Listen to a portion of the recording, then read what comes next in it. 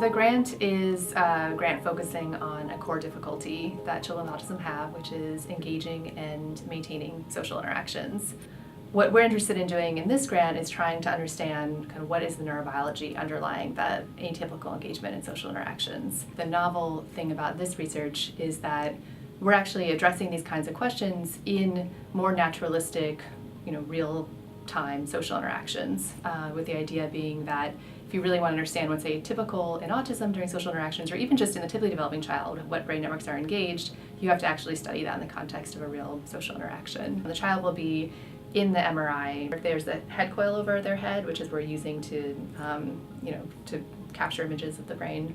And above the head coil, there's a mirror.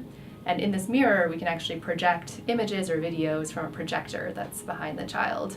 And so what we can show to the child is a live video feed of an experimenter in another room. So that's kind of the exciting part, is that we can actually study these brain networks and kind of how these different brain networks are interacting with each other when they're really engaged in a social interaction, rather than having these kind of proxies and more offline sort of processing. Getting a better understanding of the brain systems that are underlying social interaction and this atypical social interaction in autism will help us better learn how to develop kind of intervention strategies to modify those kinds of difficulty, to modify that difficulty with social interaction. This engaging in social interactions is about kind of forming friendships and forming close personal relationships, developing that social network, but it's even more than that too. It's directly related to how many words a child is learning, how good they are actually understanding other people even years later.